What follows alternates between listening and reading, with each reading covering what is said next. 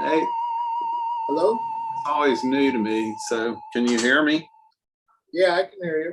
Can you Okay. hear me? Yep.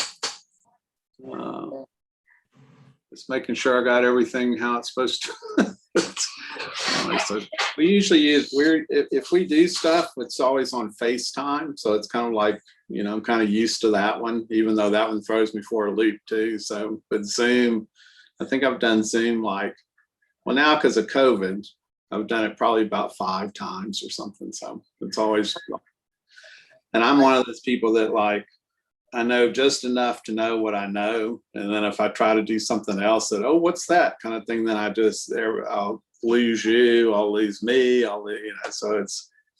Yeah, I'm the same way. And I've never even really done FaceTime. I just learned about Zoom when COVID started. Yeah. And the reason why I started doing this and started to do this kind of thing during COVID was that I had a book come out last year, and this is That's it. cool. Yeah. I'll send it to you. It's called Self-Punishment. I found a publisher in Claremont, California. Yeah. While it's basically a book about people that are kind of self-reliant. Oh, that's cool. Yeah. Trying to be self-reliant, and there's some people in here that So anyway, the reason why I started to do this is because I knew I wasn't going to have a cool local book event where people could come out over here where I live. So I had to take send that it out. Yeah. So it started out being me talking to people that were in the book, and then it just kind of turned into me talking to anybody that I guess anybody that would agree to talk to me. So that's kind of it. So so how you doing, Tim? How's life? Okay. It's good. You're kind of breaking up, but I'm catching the gist of what you're saying. So I'm doing okay. I mean, we just got back from Spain about, I don't know, 7 days ago, maybe 6 days ago. So, and that went really good. I mean, the last day in the airports really sucked and kind of made Beth and I realize that we don't really want to go anywhere international until they figure out all this stuff and get it on one page instead of every place you go, you have to do something completely different. You've got to fill out this, you got to do this. And then sometimes they don't look at it. And it's just it was, I don't know, it's a big hassle. So big nightmare. Yeah, well, stressful. It was especially the first of it was really stressful. But I mean, we made it. Our bags made it, and the trip was really great. So went to a bunch of visionary places, which was really cool. After I did the art stuff and the murals, so it was good. So cool. So I was gonna just ask you a few general questions. I'm gonna start off by asking you about just. I hate to use the word career as a painter, but it's kind of obvious that for the last 10 plus years, that's been sort of a big focus for you. And I think I read some interview or maybe listened to an interview where you said that lately it seems like people are coming to you and like the artwork that you do, but there's almost no connection to the music. You're going, okay, you just completely froze up. Okay, hang on. There's people are coming that first of all, I've been doing art and music since before elementary school. So that's just kind of like air breathing, it's I don't really think of it as career or what. I mean, I understand that, but I just don't. I mean, that's why I always worked at the libraries through all of this stuff, because that's what I did for an income. And then any sort of self-expression, if I got any income from it, that's great, but that's not what I was doing it for. And icing on the cake if we did actually get some kind of income. So, but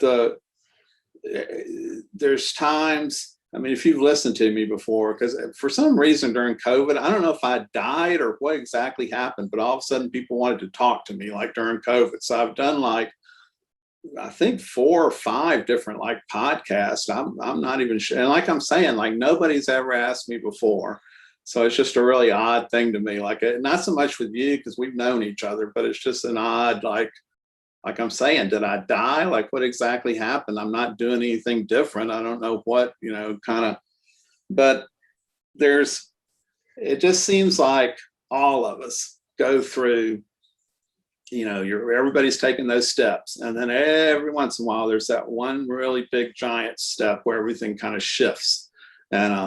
And so this was one of them right around, I don't know, it's definitely been probably about 14 years now or so, but it was right around the time that Sweatbox burned down, the place that we were recording at all the time. Right. Beth and I weren't going out pretty much as much anymore. Like, we kind of stopped around that exact same time. I mean, everything just seemed to happen at the same time, but they weren't related, if that makes sense. So, and I started trying to learn how to play Irish music, which I'm now playing. And then people started asking me to do art.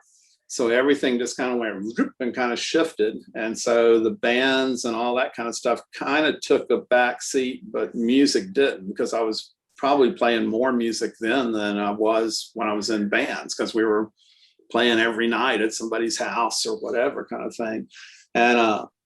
And the only thing that was kind of different was art-wise. Now I was painting big again, instead of doing just, like record covers or, just ads or whatever kind of type stuff like that. So it just kind of, shifted, and people will ask, I mean, for the first batch of it, most everybody that was coming to any kind of show that I had, they all knew me because of music.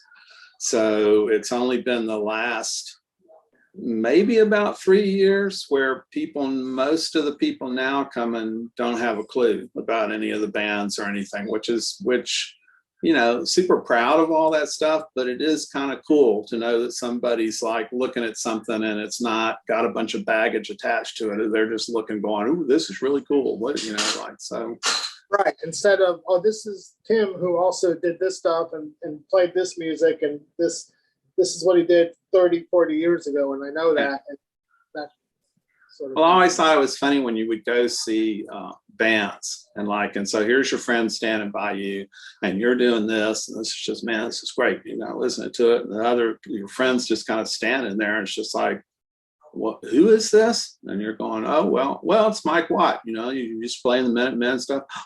And then they start, and it's just like, well, what just happened here? Like, how come you you weren't liking it before, or you weren't getting into it or whatever until somebody names a name, kind of thing. It's just kind of silly to me. So whatever, it's their problem, not yours or not mine. So it's like it's the same thing with the labels. It's their problem. If they're going to have to put this thing in some sort of little box with, uniform and how it's supposed to be and whatever, not gonna, fine, your problem, not mine. And like Sun Ra, not of your world. I'm not gonna just, I'm here, but I'm not really gonna participate in that sort of thing. It's just really restricting to me. So Yeah. Well, the thing I really admire about everything you do is that, to me, it's like there's this ongoing thing of everything where the art and music and creativity are just one long journey that just keeps going.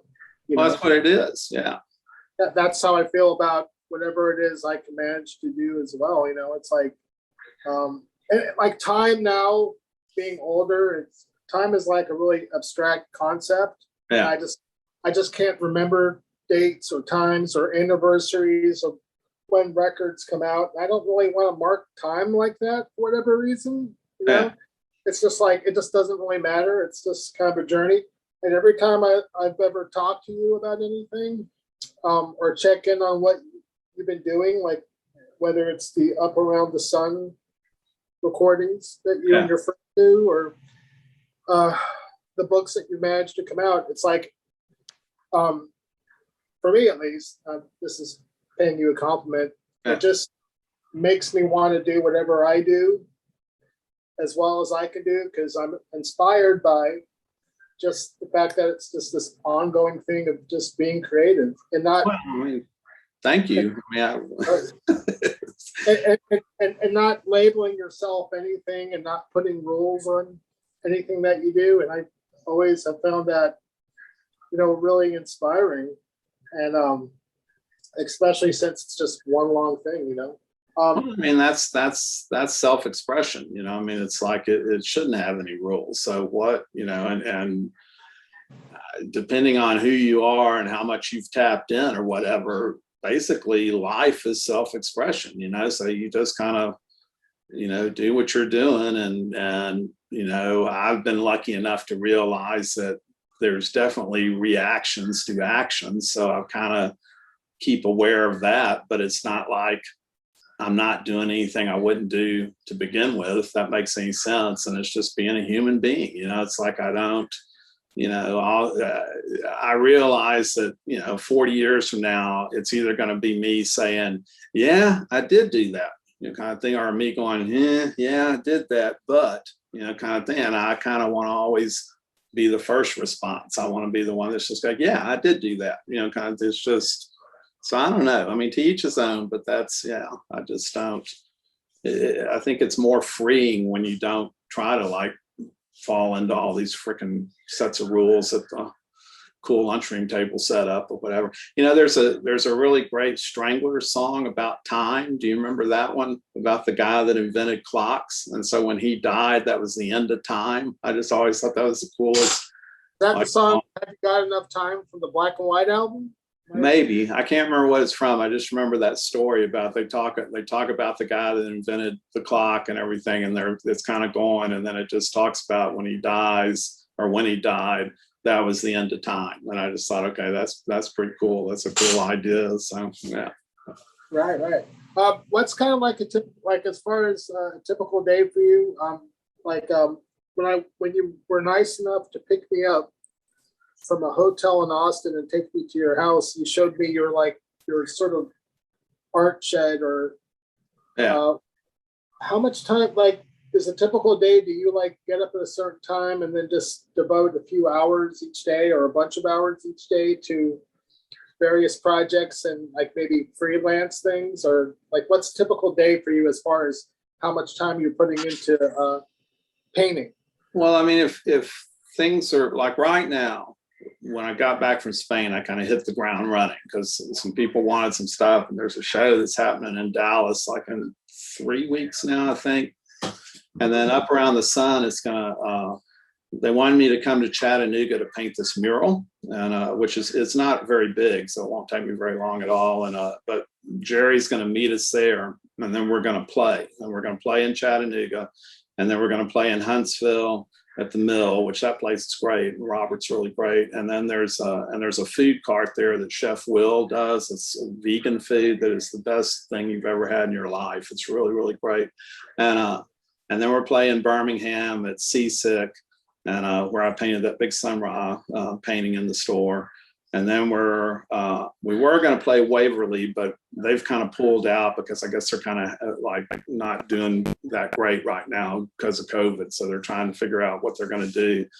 And then we're just going to come on home. So anyway, a lot of that stuff's all going on. So, when that's happening, I probably spend more time out there painting than when that's not happening. And when it's just a general day, I get up pretty early in the mornings, and I usually have tea, and tea is coffee and tea and stuff doesn't do anything to me at all. I can go to sleep, but it's just the routine of it. So I kind of just make tea and then go out there and fiddle around, start painting on stuff or figuring out what I want to draw or whatever. And then it's just kind of in and out, and I might go skating, or it's just whatever. So, I mean, both Beth and I are retired, which whatever the frick that means. And I'm probably doing even more stuff. I mean, work to me was always like school.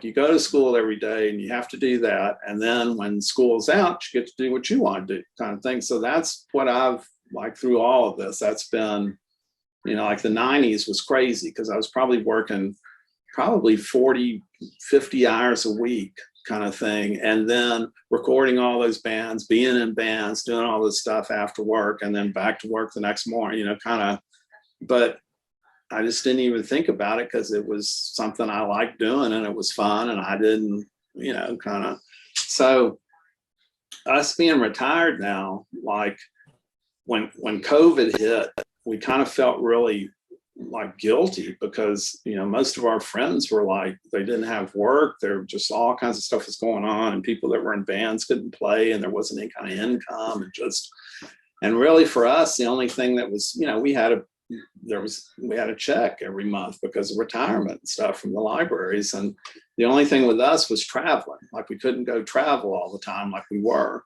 And, but we kind of felt pretty guilty about it and stuff. And, you know, I mean, so now this is kind of, I don't know how to explain it. It's kind of like I graduated from high school. Now I'm doing what I want to do. So I go out there and draw and paint, and I play with Jerry music, and I go skating sometimes and try to go surfing, but it's 3.5 hours away. So it's kind of a big ordeal to go do that. So, you know, that's probably more information than you wanted to know, but not at all. I was just kind of curious because for me, nothing really seemed to change very much because I've been self-employed for, I guess, 10 years now, maybe longer. Yeah. So, and I'm kind of a homebody, and so not a whole lot really changed. I don't really go out a lot, like, you know, and I have like a daughter. Yeah. She has special needs, so like I have her like every 3 days, and I just hang out with her and take care of her. But I don't have her for every 3 days. Yeah. The other 3 days, that's when I just work and try to do as much stuff as possible. And that's how it's for like a long time. So not a whole lot changed, but it was pretty frustrating, you know, at times, because I just felt like I was able to look in the encyclopedia and read up what a pandemic meant. And I just thought that anybody could just look at that and just go, okay, well, I think I know what I have to do. And I just feel like ever since then, I've just been waiting for the other half of the world to. Oh, yeah. It's just, but I mean, you know, it's that old thing of you can't argue with stupid. You know, there's a bunch more stupid people than we hoped that there were, you know, kind of deal. So it's just, you know, that's really frustrating. And then plus we're living in a state right now in Texas. It's embarrassing to even be here at this point, you know, kind of thing. So and I was born and raised here, and so was Beth, you know, so it just sucks. It's like, if Abbott literally wins again after all of this shit and all the stuff that's been going down, and he gets voted in again, we may be moving out here. We may because it's ridiculous. I mean, I don't even know what to say. You know, it's just sad. So it's also really funny because it's like it also shows how much people want to be categorized as something. Like you always talk about, you know, why can't you just who you are? And it's like, you know, they turned this issue, or not really an issue, they turned the pandemic into this thing. Yeah. And it just reconfirmed that people are a lot stupider than I ever really gave people credit for. Yeah. And people they just almost demand to be categorized as, and they're really into teams and, you know, that kind of thing. I mean, that to me was one of the most depressing things when Trump almost won again, was the idea that you realized that, oh man, there's a whole lot more people here that feel like that. You know, it's just, and that was depressing because you always kind of hope that, well, you're just in this area that's like this, and like, you know, like I can't remember what the guy's name is. It doesn't matter, but one of Beth's favorite things was, I guess, Jimmy. I'm horrible with names. Jimmy Kimmel, I think, comes here all the time for South by and does like a week of South by, and he had God, what's that? Rick Perry, that idiot guy. He had him come on, and of course everybody's booing him and stuff. And you know, it's in Austin, and you know, they knew, you know, what was going on. But he says to Rick Perry, like, well, man, like this is your hometown. Everybody's booing you and stuff. And Rick Perry said, oh yeah, you know, but Austin's like the blueberry in the middle of the tomato soup kind of thing. And Beth just thought that's the best thing. You know, the funny thing about COVID that we kind of figured out after like about a month into it was that it was really crazy that everybody started just doing all kinds of different, like I did all, I was like, you know, printing pictures with coffee. I was like making woodcuts. I mean, just all this kind of shit that I'd always kind of wanted to do, but hadn't really. And we were kind of wondering like, well, what, like nothing's changed with us. You know, it's like you were saying earlier, it's like not, why all of a sudden do we feel like we've got all this time to like do this and that?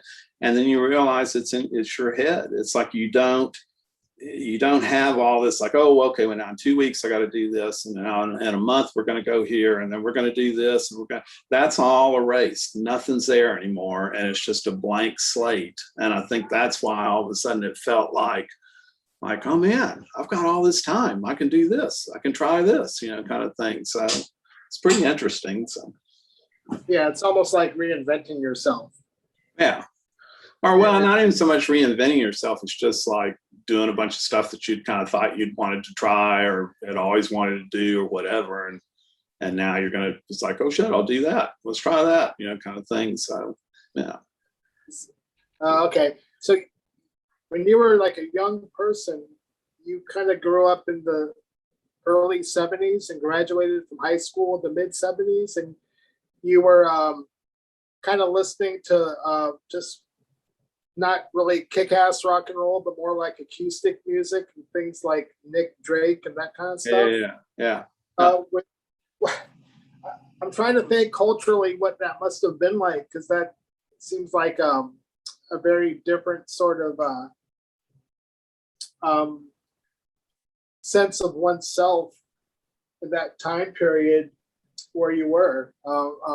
Well, I mean, I grew up, I was born in 56, so I grew up through the 60s, not so much the 70s. All I was, you know, was obviously growing through the 70s too, but started high school in 70 and graduated in 74. So right around the time, which I'm horrible with dates, but like I can't remember if it was still when I was in junior high or what, was when FM radio kind of first started, and or you could get, you know, channels and all that, and there wasn't any sort of a playlist or anything. Like people could play whatever they wanted to play, and so you would hear, you know, you'd hear Led Zeppelin, then you'd hear Burt Yatch, and then you'd hear so and so. You just heard all this different kinds of stuff, Lightning Hopkins, whatever, you know, kind of thing. And I don't know why, but I just always gravitated towards all the acoustic stuff, and I kind of gravitated even more so to like the British Isles and Scottish and Irish and that kind of. And I kind of found out, it's funny we're even talking about this because my friend Sandy that we just had that book thing with and Up Around the Sun just played like 3 days ago at it kind of thing. He's from Scotland. He's from Glasgow. And we were talking about how, you know, I didn't really realize it at the time, what really got me with that stuff, but I kind of do now. It's the same thing as McCoy Tyner's piano on the John Coltrane stuff, or Aaron Copland's chords and Fanfare for a Common Man and stuff. It's not these box chords. It's these chords that are really opened up, and it gives you a lot broader palette to like look at or see or whatever. And I always gravitated towards that. And I gravitated towards kind of more melancholy, although to me it didn't seem like that. It just, I was wide awake when that stuff was playing. You know, I just thought this is great, you know, kind of deal. So I don't know. I don't know if it's because some other life I, you know, was in Ireland, or I don't know what the deal is, but I think we all, in a sense, if you kind of tap into it, you kind of realize there is some sort of music that just seems to really resonate a whole lot deeper in you than just the regular stuff that you really like or whatever, if that makes sense. Like Beth, for her, it's kind of old time music and stuff, you know, more kind of mountain music and things. Something happens when she hears that stuff. It just kind of like, you know, I don't even know how to explain it other than that. It sounds like you're listening to music from another planet, really, when you go back and listen to some of those recordings, or like things like from like the Harry Smith, all that weird music from not really too far away from Ireland, really. But it's, you know, and it's funny now because with this new stuff that's come out, there's a whole bunch of things going on that's just funny to me. And I feel bad for Don Giovanni because they're kind of having a hell of a time to get people to review this stuff or write about it, because people are really like, well, is it a book?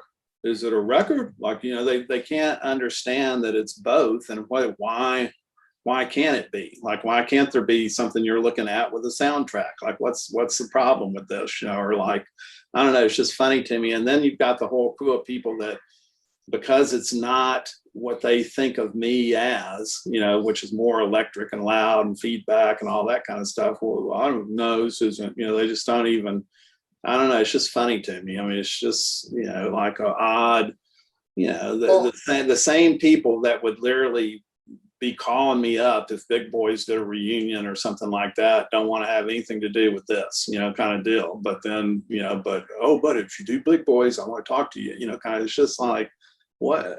Well, that's kind of funny. Their problem, not mine. So, Well, but even within Big Boys and how you played, all your chords are kind of, you're not. Well, yeah, because I would open stuff up. I mean, that's what I'm saying. When I started playing, I started playing guitar in elementary school, and I was playing Beatles songs and Beach Boy, just making up things and then picking up stuff. I took lessons, I think, for maybe a month or 2 months, and the woman, it was great, but she's trying to teach me the bear comes over the mountain and just all these kind of songs like that. And I want to play Beach Boys or Beatles or whatever kind of thing. So I always kind of played, but I think when I first started really locking into like finger picking and things like that, and then a friend of mine that was like a year older was finger picking, it was just that weird of actually seeing it and realizing, oh, wait a minute, you can do that. It's not this thing that like you can't do. I don't even know how to explain it. It's almost like it's how when I hate saying punk, but when punk started in DIY, it was just like, oh, wait a minute, we can be in a band. This is great, kind of, because up until then there was such a barrier between the bands and the crowd that it was just this unobtainable thing. You're not going to be playing like Yes, and you're not going to be doing whatever.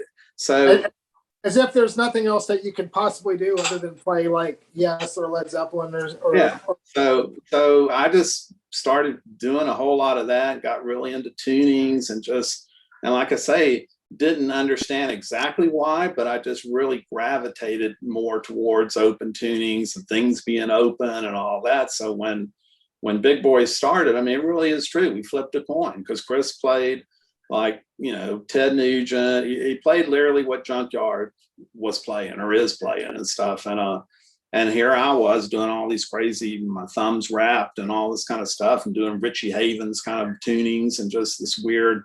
And we flipped a coin, and I got guitar and he got bass. And so, I was playing, I played in standard, but I think we tuned down a little bit for Biscuit for his voice. But my chords weren't, I was doing bar chords, but they're just not. Yeah, they're not. They don't look the same. Like, I mean, even when Monkey Wrench was going, it was always really funny because Mark and them would tell me that, like, I'd send them stuff, but they'd have to wait for me to come to like see it and then hear it and see it and me kind of, and then they'd realize, oh, wait a minute. Okay. That's what that chord is. Okay. Kind of, cause I would dissect it so much that, I just, I don't know how to explain it other than that, but it just, Yeah. Yeah. Did you listen to, I know you brought up like Nick Drake. Did you like things like John Fahey or Fairport Convention at all? Fairport Convention like got a little bit more. I was pretty acoustic. Like I really, if it like Fairport Convention was a little bit electric to me. Like some of it I liked and some of it I didn't like. And then, but I really liked, and John Fahey I liked okay, but I was so much more into the British sound and stuff that I was kind of more into like Davy Graham and like, I can't even think now, John Martin a whole lot, and we got to where, we were doing all that stuff pretty good by college and everything. And so when Leo Kaki came out, and it was just, to us, it was like Flash, because there was like Rick Ruskin, who was so much better and just really playing instead of just, it was a tuning and you just did slides and, you know, your pattern of how your fingers were going. It wasn't really that, you know, it was easy. It was easy to play if you knew how, you know, those tunings or whatever kind of thing. So people like Rick Ruskin and Bruce Coburn, like Bruce Coburn is spelled Cockburn. So for the longest time, I thought it was Cockburn. I had no idea, you know, because I'm just like this kid in Podunk, Lake Jackson, Texas, down there hearing it.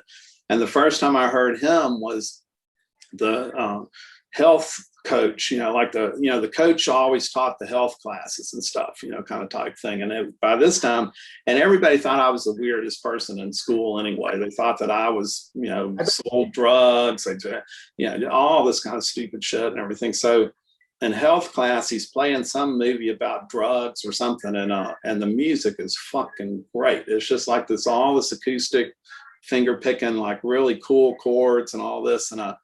And so when it says the end, he stopped it, and I made him keep rolling it so that I could see who played the music, because I wanted to see who this person was, kind of type thing. And of course, that now I'm really the weirdo in the class because nobody even thought about doing something like that kind of thing. And so I just remember going into, my best friend had, when I was in 6th grade, he moved to Baton Rouge. So I would go and see him in Louisiana all the time and come back home and stuff. And I remember going into, you know, back then when the head shops, like the early 70s, like 70, 71, the head shops is where you'd buy the records and all that kind of stuff. And then, you know, they'd have all the black light posters and all this. And it was generally pretty, you know, hippie kind of people running it and stuff. And I just remember, you know, here's me, this kid walking in and asking the person at the counter, do you have any Bruce Cockburn kind of thing? And you could see the guy just like, yeah, you know, like he couldn't believe that like this young kid would know like what, you know, and then sent me over there, and I bought like 4, I think there was 4 of his albums there that I bought right then, you know, kind of deal. So, but you know, it was just more that I was more into that than, and I did like all the old blues stuff. I liked that a whole lot, you know, like I can't even think now, but just, you know, the Slim Harpo, all that kind of stuff. So if I did listen to electric, it was more that, you know, that kind of stuff. It wasn't so much, you know, like I mean, you know, I didn't have a Deep Purple record, but I heard it all the time. You know, it's like you know, kind of. Sure.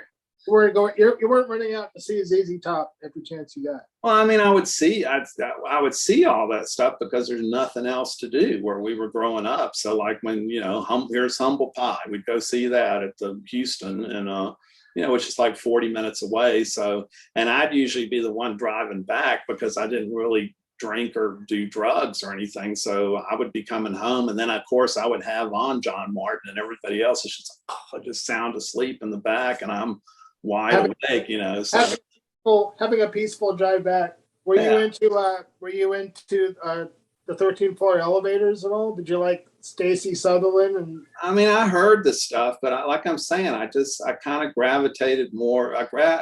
My big things were soul music, which I still really love a whole lot, and acoustic stuff, and the rest of it I liked. Okay, you know, I mean, the AM radio was on all the time, so I heard all that stuff, but I just didn't. You know, the stuff I was seeking out was more like crazy old blues stuff, or lots and lots of acoustic and Irish stuff, and then soul, you know, that kind of stuff. So, yeah. Right. I saw ZZ Top a couple of times, and they also supposedly, I didn't ever see this, but supposedly they used to come and see us and the Dicks play at Duke's Royal Coach Inn and sit in the back and just be like, oh, look at that kid jumping off stage. Oh, that's funny. You know, kind of just watching all the craziness going on, you know, at the time. So. Right. Since we talked about since I brought up how your chords, when you did start playing electric guitar and the big boys, how they're obviously different. There were always like a group of bands that sort of had the same sort of wide open approach to music that I always felt like this is probably just me assuming this, but I always thought that you guys had kindred spirits musically in bands like the Minutemen, for instance. Yeah, they always said we were the sister band. So yeah. Yeah, and even because what they're playing, even though it's not, you can't really say it's the same thing, but it's like in the spirit's kind of similar, and also the whole no rules approach behind the music, because like both bands were really varied, and they would, I saw the Minutemen a bunch. This is kind of challenging my preconception of it, and those guys seem like they were super old, but in reality the Minutemen are like they were like 3 or 4 years older than me, but it just seems so, and the chords that you choose to play, or even the way Chris played bass, it was kind of I guess it reminded me a little bit of Mike Watt, but also like Gang of Four and things like that. So there was like this kind of weird connection somehow. And then I always said that both Minutemen and the Big Boys to me were like the most life affirming bands that came out of punk rock, because, you gave, punk rock was about no rules, and then you guys gave them no rules, and some people reacted positively to that. And a few people had their blinders on, and it was like, well, this is what you wanted. You said punk rock, no rules. This is it. No rules. We're going to do whatever we want. We're going to have a 1-minute punk rock fast song. We're going to have like a Cool in the Gang cover. We're going to have a art rock post-punk kind of thing. And a bunch of bands did that. Did you guys ever play shows with the Minutemen at all? Oh yeah, we definitely did a bunch of shows, and the craziest one was a place called Taco Land in San Antonio. That's probably about the size of your living room, and we did that. That was pretty nuts, playing in this little bitty small place. But we definitely played with them a bunch, and I don't know. I mean, it's funny because it's the same thing with skating and a lot of stuff. Like, people now have this idea of what it was all like back then, and they don't realize that it in the big picture, this is a really small thing going on here. This wasn't that big of a deal, and all of us stayed at each other's houses. We all knew each other because of that, and then zines and things like that. Because I remember the first time I saw that cartoon you drew of us, like it was in Flipside or something, I can't remember. And then I think you sent me one or something, and or sent it to me. And but it was just this weird. I don't even know. I don't even know if there's really anything like that anymore, because now with Facebook and everything else, it was just, you really had to seek it out, and then and the same thing with skating. Like I broke this arm in '76 skating in a 14-foot pool, and my wheel stuck in the gutter, and I fell, and there's a rod going through the hole because I crushed the whole arm, like when I fell. And this is before punk rock or any of that stuff. And every single one of those doctors was just like, you were skating on the sidewalk and you fell into the pool. And it's like, no. We're kind of like, they just, people couldn't comprehend that. People couldn't comprehend the music or what all was going on. I mean, it was, just playing music. When I was a kid, I remember being a little kid, and anytime you heard about anybody that even actually played music, let alone whatever kind of music, playing music was, when I was a little kid. I'm 56. Yeah. So playing music was thought of as being this weird, freaky thing that nobody did. Just playing music. Yeah. It didn't even matter what kind of music. So, which is funny, because that's been playing music's been going on forever and ever and ever and ever. It's just like, think about all the like old time or any of this stuff, classical, any of these things. This has been going on for like forever. I mean, it's the same thing with art. People are just kind of when I don't know. It is. It's a weird. It's weird. Once again, their problem, not mine. It's like, I'm not gonna. I think it goes down to people's lack of ability to understand that things just happen, and that you don't have to be pigeonholed as anything. Like I was listening to your interview with Damien Abraham, who's a really nice guy, and he's kind of like, he's a bit younger than me, and he's kind of like an archaeologist, and like he has that sort of approach to stuff. And like, I was listening to that interview, and it's like, it's kind of weird to convey the idea that like a lot of stuff that happened wasn't planned out. Nobody sat down and had a discussion about, well, okay, we're Black Flag, so we're just going to go from this to this. We're going to sit down and discuss slowing or whatever.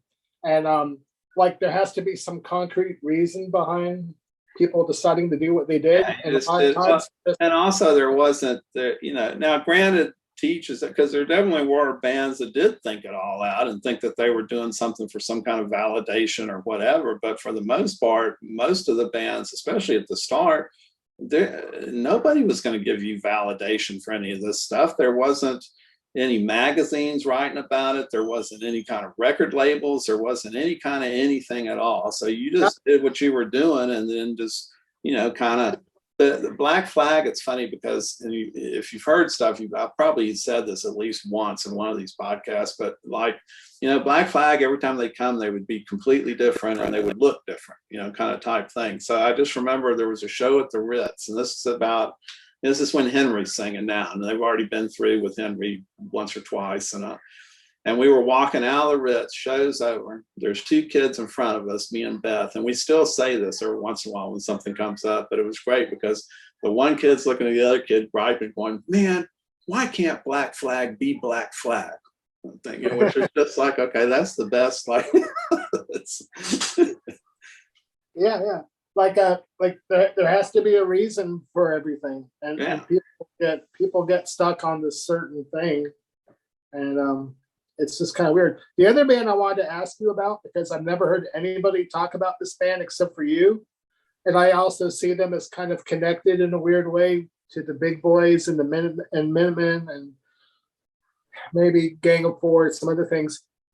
Is the Tar Babies. Yeah, Tar Babies are great. They're from Madison.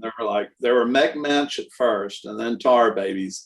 And Bucky's guitar playing is the most freaking amazing thing I've ever heard in my life. And he definitely does what I'm the same idea that I do, but 1,000 times better. He's like Hendrix playing Greg Ginn or something. I mean, it's his playing, I mean, it's just really, really amazing. And the whole band was really great, Robin and all those guys. And the cool thing about him that was really funny to me was right when Bad Mother Goose started, which was, because with me, to me, the thread runs through it all. But to a lot of people, it's always really different, because, Poison 13 was really different from Big Boys. Bad Mother Goose was total fun. It wasn't, funky rock or punk funk or anything. I mean, it was straight up funk kind of thing.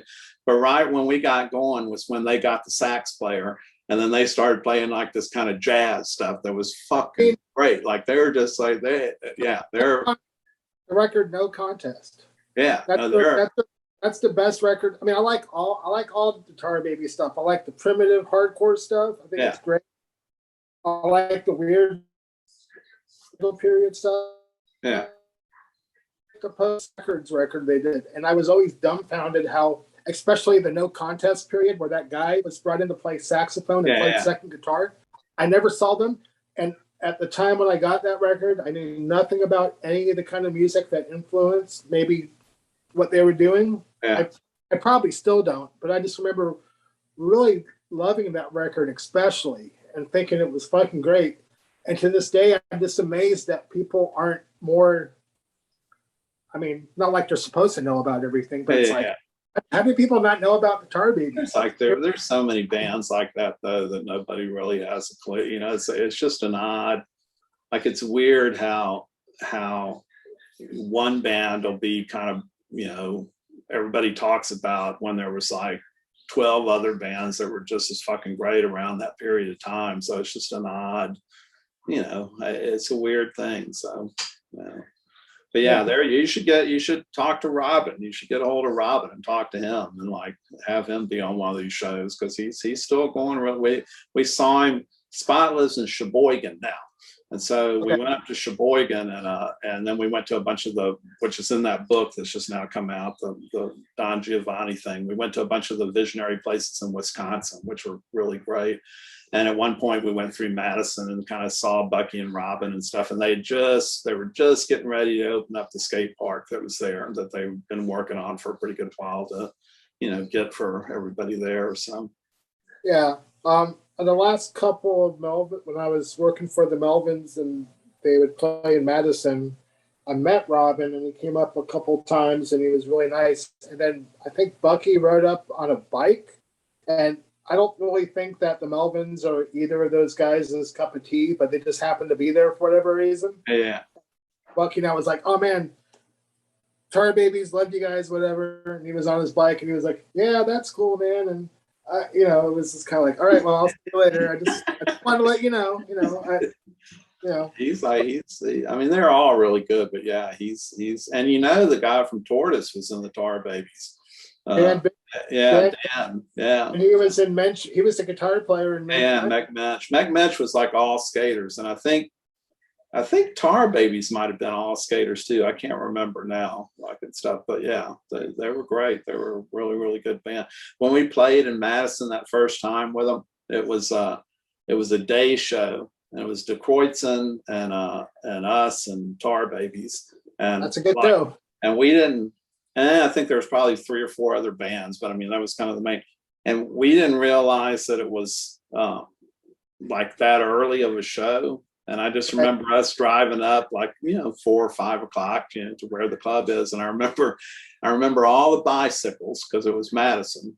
And then I remember like it was kind of this almost like a gymnasium auditorium kind of thing that they had all rented out and stuff. And I remember everybody was outside, and I heard somebody going, they're here, like that. And we realized, oh shit, we're really late. And like, I think De Kreutzen went through their set 3 times, and then here we finally came. So we're running and, putting stuff up, and it's pretty funny.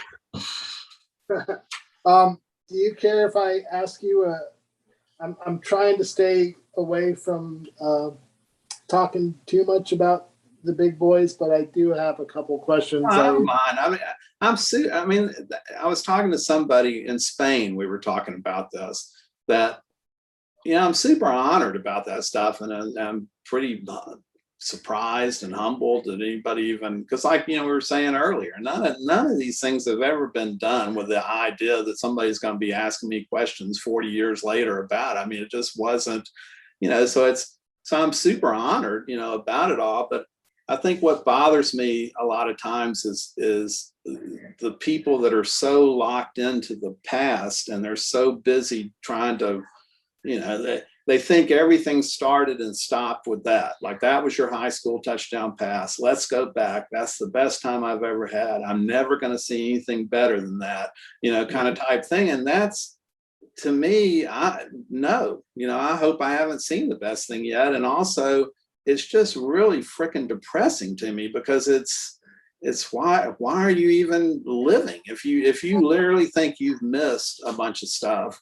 What, I don't even understand what life would be like, because you're just like, and you're going to be so busy doing that and looking back that you're missing all the shit that's going on right now around you. And 40 years from now, they're going to be, oh, you were there. Did you see?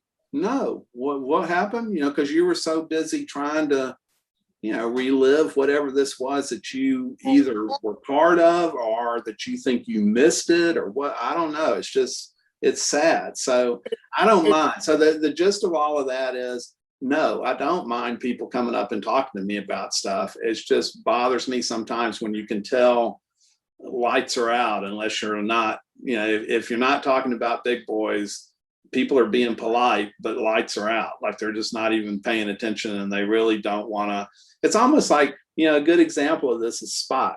Like, Spot would get really upset because nobody wanted to talk to Spot and find out about Spot. They want to find out about what was Henry like in Black Flag. What you did when you did the meat puppets, what was so and so, like they're not talking to Spot. Like, it's, Spot like did a whole bunch of crazy shit, and it's great. And you should like talk to him about what you think, what did you, instead of trying to go through him to something that you, I know what you're missed, saying. So I know what you're saying. Like, you're not really quite who I want to talk to, but you're like an accessory to the prize. So I want to talk. Yeah. So I've been in that situation countless times. Yeah. Where it's I'm like, sure with the Melvins, you've probably definitely been like that. I'm sure people are constantly asking about them, instead of just, well, what's your art like, or what are you doing, or what, I don't know. It's a really odd thing to kind of sit and talk with people about it, unless they're just really close and family, because, I absolutely am not, and do not want to appear as one of those people like, well, this is now. I don't want to talk about that. This is now. I want to talk about what I'm doing right now. No, it's all connected, and I'm like I say, I'm super honored about it all. But it is kind of, it's weird. Depending on what day you catch me on, I either go off like I am right now, or I'm just like, oh yeah, what do you want to know?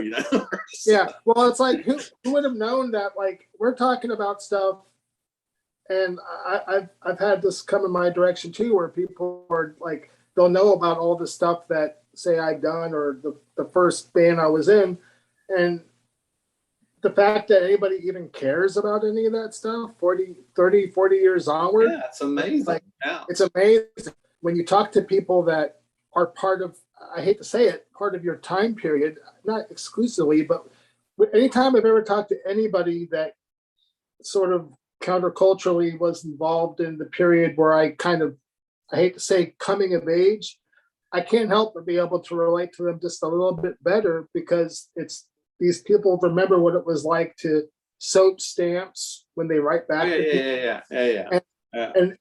And you're talking to people that understand how important it was, that there was like a big fanzine culture across the country, and that not everybody knew what everybody else was doing at that second the way it is now. And I not like I'm going to limit my experiences to that sort of thing, but I just can't help but be able to relate to when I meet up with people like you or other people on tour that have that background. It's just kind of how it is, because like there's a huge disconnect between that stuff and how things are like now. And I'm not putting down how things are like now, but there's just like, people do not understand how important it was to have fanzines, to do flyers, to make art, to do all that stuff, to be a part of this environment that says, this is, you participate, you do these things. And now it's like, it's totally different. And I'm not knocking that. It's just a statement. The funny thing is that you'll get the people that, like, they know, it's like they weren't even there, but they've read all this stuff and Googled it and all this kind of thing. So they know exactly what happened at such and such, which I don't even really want to get into, but bad brains, say that one. It's like they know the whole, and it's like, well, no, you don't. You weren't there. You don't understand. And it's like, no, I read so-and-so, and it's just, it's like, I read online. Somebody, this was fairly recently. Maybe it was when we were doing the book signing just the other day. Somebody came up and was talking to me about some show that, I didn't have the heart to tell him that we didn't play that. We weren't there. That wasn't us. It's like, I just let him go with whatever he was saying, because I just felt bad to say, like, no, that wasn't, we didn't do that. Sorry, that wasn't, Right. It's weird. Anyway, my big boy's question is, well, there's two of them. Wow. Were there ever two? Well, there's two as of now. Were there ever any other recordings of the two songs, The Seed and The Big Picture, besides what came out on those compilation records? I assume if there were, they would have been released somehow already. Every single thing has been released except for one song. And one song is so stupid that it's just, I won't even. It's like this, because it was written pretty early on, and you have to realize, like, I think people get stuff mixed up, but it's like the whole skating thing was going a bunch of years before punk rock even started, or was even thought about, kind of thing. And we all skated and stuff for 3 or 4 years before that band even got going. We all kind of, but there's a song that's kind of real Bo Diddley kind of type sounding. And it's just this song about going to shows and going to the beach and going to the pool. And there's a line, I'm trying to remember what the line is. It's something about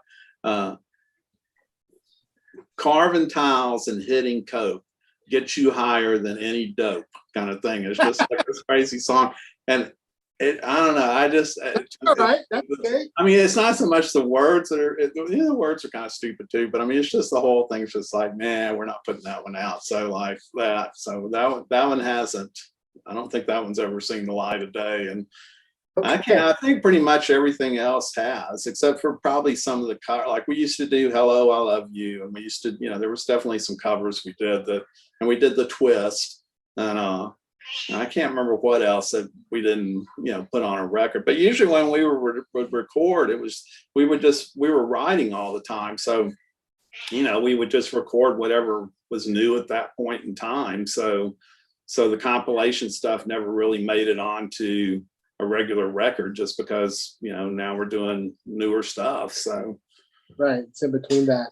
And then the last big voice question is, what was being a little bit older than the audience that you would eventually, I mean, not exclusively younger people, but being sort of like a little bit older, was there any advantages of being slightly older? Like, were there any pitfalls that you were no, able because to avoid? First of all, Biscuit is 10 years older than me, or was 10 years older than me. So he was a lot older. And I just, I'm 65. I'm not scared to say it. I'm not scared of age. I'm not scared of dying. I'm not scared of any of that kind of stuff. I think that there's a stream going on here, and we're all going to that, and something, I have no idea what's happening next. And I don't have a problem with that. So age has never really been a thing to me. And the only thing that it'll come up every once in a while when you might say, oh yeah, when the Beatles were on Ed Sullivan and kind of thing, and you can see the person just like, Can't believe it. And then you realize like, oh yeah, you probably weren't even born then, kind of deal. But other than that, it's there then gone. Does that make sense? So that the age thing, and and I've said this before, like I've met like kids that act like my older brother, who's 10 years older than me, and I've met people 10 years older than me that act like they're 8 years old. It's just like the age just doesn't I just don't. Yeah. So I never really thought about it. I just never even, I think the only time that age has ever come up with me really, I kind of thought about it for a little bit, was when I turned 50. And when I turned 50, there was probably about a 30-minute period, like when it's like, okay, here's March 11th. Okay, it's my birthday. Oh man, I'm 50.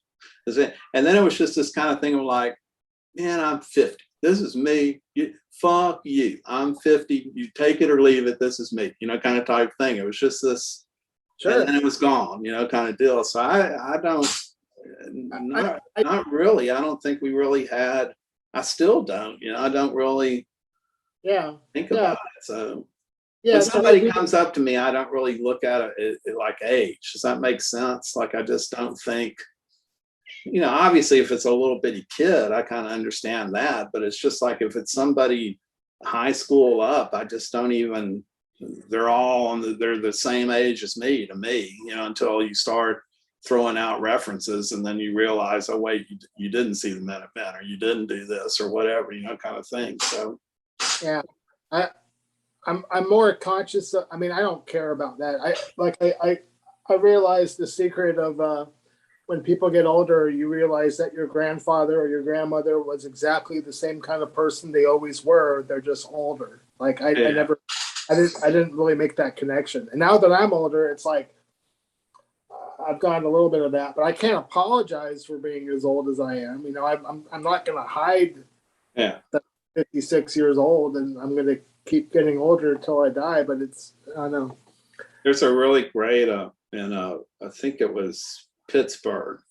We were there for some art show or something, and we went into this, went into a museum stuff, and one of the exhibits they had, God, it was so great. Like you walked in, it was a pretty big room, and it was probably 15-foot high ceilings, maybe, or something kind of thing, and one big wall was this guy that was, it looked like early 70s. He was probably 20, it looked like a college kid kind of thing. And he's got his great big, huge VHS camera, because that's when those things first came out that you'd see on the shoulder, and people are, filming stuff like that. Right. And it's him talking to himself now. And now he's like 60 something years old. So here he is over here. and it was great. And it was like, and they edited it in such a way that it literally sounded like a regular conversation with people butting in and out, and he would ask stuff like, well, do you really think that people are gonna, VHS is gonna be an art form at some point, video and stuff? And the older one would be going, well, there's people standing in here right now looking at this. What do you think? You know, kind of thing. I mean, just this really great, you know, and then he's asking his self, you know, 40 years, 50 years later, like, well, are you still drinking? You know, and the other one would be like, well, that's a stupid question. Why would you ask me that? I mean, it was great, you know, kind of thing, but it just kind of you know, it's kind of what we're talking about now. Just, you know, the whole age thing is just such an odd. I always tell people that have kids that they really should do that with their kids. Like, get their kids to ask themselves a bunch of questions, and then, you know, 15 years later, play that thing back for them and let them answer the questions, you know, answer and see what they say, you know, kind of deal. So. Right. Well, I got a couple more questions. I'm going to let you go.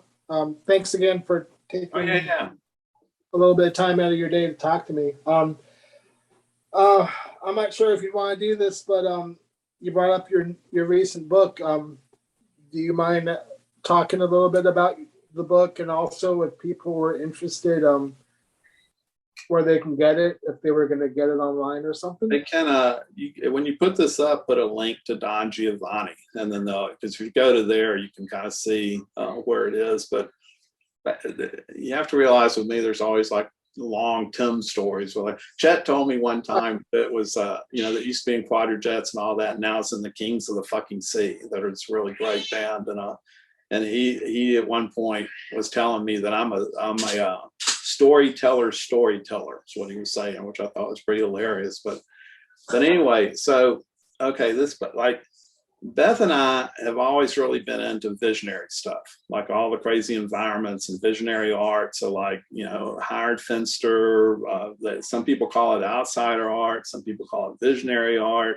In Europe, they call it art brut. I mean, it's just this, and it's the same reason that we all were doing music back in the day. It's people doing stuff not to be validated by the cool lunchroom table. It's just something they have to do. They just are doing this, and they're beautifying their neighborhood, or they're like Watts Tires. They're just, you know, it's just stuff they're doing, which is to me really great and really a lot more honest, you know, kind of type thing. So, so anyway, and I've always been into photography, and at some point I got really into toy cameras, like Holgas, and doing crazy stuff with Polaroids, where the pull film, you can bleach out the negative, and then you've got a big color negative, and just, you know, just crazy, more than just shooting with a Leica, if that makes any sense. It's not just a regular photography thing. Now you're shooting with, here's a camera from Kellogg's Corn Flakes, you know, and you're shooting with that, and just, you know, you don't know exactly what's going to happen, kind of thing, but it just, the pictures come out pretty cool a lot of times and stuff. So anyway, we've been going to a bunch of these places, and I've been taking a bunch of photos with toy cameras of all these things. And so at some point, like the last band that I've really been recording or had recorded was Lee Baines and the Glory Fires, which are a really, really fucking great band. And they got onto Don Giovanni. So during South by, Joe, that's the main guy from Don Giovanni, came down here for the, you know, their big showcase or whatever, and he really wanted to come meet, because Lee Baines, they were all staying here, and he was like, well, he really wants to come over here and see the house and meet you, you know, kind of thing. So Joe's really great, met him. At the end of it, he's just like, man, is there anything you're doing that I could put out? Kind of thing. And I said, well, you know, we're doing this acoustic thing that's me and Jerry, that like, there's been one album already, and we've kind of got a bunch of other stuff recorded. This is like 2 or 3 years ago. And yeah, you know, if you want to put that out, sure, but it's super melancholy. There's no singing. There's not, you know, to me, I feel like I've gone full circle, because it's exactly what I was listening to in high school, that same sort of feeling and stuff that you get from it. And so, oh yeah, well, I want to do that, you know, thing. So then that kind of sat on the back burner for about a year, just because a bunch of other stuff was going on and everything. And then I did the Lightning Hopkins cover for for Third Man Records. And so they brought me up to Detroit to kind of do a pop-up show and just be like, oh, here's the Lightning Hopkins records come out or whatever kind of thing. And there's a bunch of those places in Detroit because there's Hamtramck Disneyland, there's the Heidelberg Project, there's just a bunch of really cool, those kind of things there. So I bring all the cameras. And usually what I do is, I mean, we just did it in Spain. Like I usually take pictures with my phone just so I make sure I've got the, you know, I'm documenting, because a lot of these places are gone after a little period, you know, when the people die or whatever. So, Right. you know, I always have it on my phone, and then I take pictures with all these crazy cameras and, you know, just hoping something's going to come out, you know, kind of thing. And so anyway, at the show, you know, people are talking to me and everything. And Joe's got my phone because he had come to the pop-up, and he's going through my phone and he's just looking at all this stuff or just looking at photos. And so at some point during the night, he's like, man, has anybody ever done a book of your photos? And I was like, well, no, but, you know, I was kind of thinking at one point I might do a zine where it's all the toy camera photos, and then I paint the person or the couple that actually created this, you know, the pictures, like the places and stuff. Right. Let's do that. I want to do that kind of thing. So that turned into what has now just come out. So it's called Self-Taught, and it's a book of all those kind of, it's all the American places. I haven't done all the Europe ones yet, and it's not even all the American ones because we're still going to places and finding more and stuff. And then there's a download code in the back for the new Up Around the Sun stuff. And then at some point near the end of the year into next year and stuff, there'll be vinyl. They'll have vinyl of it too. So, and I'm super proud of it, but it's just funny that people can't, you know, like I'm saying, is it a book? Is it a record? Is it like, it's both. It's like you're getting, you know, you're getting both things. And I think they're charging $20 is what we were charging too. So, which, you know, it's That's a good deal. Yeah. Good deal. Nice book, some music. Yeah. Yeah. Awesome. And that's how you can get it. Is just go to Don Giovanni, or if you come and see us when we're playing, I'm going to have them and stuff. So, you know, you can see our art shows. You can see it at that. I'll probably have them there. So, you know, there's also like, I'll make sure. Spain did a book too, but they only did like 300, and I'm supposed to get 200 of them like in the mail sometime. I don't know when, and those turned out really great because they're it's almost like an autobiography thing. It's hard to explain it until you see it. Like it you know, because I had the one book that Altamont put out, and then Monophonus reissued, and now those are gone, and those were all just the paintings and the art. So when this one happened, this is kind of like, okay, when I was a kid, I was really into the, you know, this and this and this. And then you'll see paintings of like maybe surfers or skaters or whatever kind of thing. And, you know, like what we've been talking about, you know, by junior high school, I was listening to Burt Jansch and John, and then you see that. And then you know, it's like, okay, in college, I had Gary Winogrand and I was starting to do photos. And then so it's a mix between the paintings and the photographs. And it turned out it's really pretty great. Like I brought one home. They only gave me one to bring home, and now they're supposed to be sending the rest of them. So you're supposed to get the other 200. I guess you'll be trying to sell those through like your own website, I guess. Yeah, I'll probably just have them with me at shows and stuff, and I'll probably post something. I mean, if people are you know, following me, then they'll. I mean, there's like, I think it's Move TK is the Instagram one, and then I'm on Facebook too. So, you know, just put those links down at the bottom, and then people can follow. And when they come, I'll probably post something saying, "Hey, there's only this many of these books. If you want one, you know, here, I'll send it to you or whatever." So okay, cool. But those are like the Don Giovanni ones are not hard. What is that called? They're paperbacks. They're not hard. Yeah, I mean, nice, but kind of thing. And then the Spain book is definitely a hardcover kind of thing. So, yeah. Okay. Well, what I'll do is I'll make sure I put links up. Well, I'm going to edit this. And yeah, you'll have to edit. That's the thing with me is like when people do this stuff, they probably have a hell of a time with me trying to edit all this shit because it just goes. You know exactly.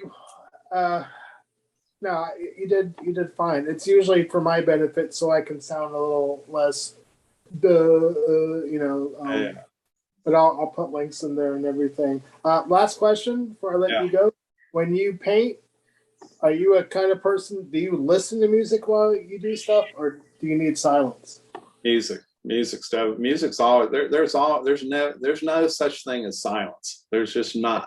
You know what I'm saying? Like, you need to watch that Roland Kirk thing. It's John Cage and Roland Kirk on YouTube, and you should put a link to that thing at the bottom too, because it is freaking great. And they say the best stuff in there, but the whole thing is that there is nothing, because even when you're in a room that's completely padded and soundproof, you're going to start hearing your heartbeat. Like, there's no such thing as silence. It's just so yeah, music's always on. So always. I've never done anything without something as a soundtrack in the background, no matter what it is. And that's another crazy story that I don't know if I've ever told on one of these things or not. It's like when we added on to the house mid-90s, and then, because at one point Sub Pop and Estrus and them were trying to get me to move to Seattle to start producing records and art and all this kind of, and we came pretty freaking close. We almost did it, but we stayed here, and we decided, well, we needed to do something to add on to it, because you've been here, so you know it's like a freaking museum in this house with all the stuff we've got, and so yeah. We didn't have enough money to do something about our garage. And then the garage roof fell in. And so when the roof fell in, I thought, oh shit, the city's going to be here in a second. And so we refinanced the house, and we built what you saw, where the garage part in the studio. And the studio got built because that was right around the time where everything shifted and everybody started asking me to do art. So this was like, early 2000s or whatever.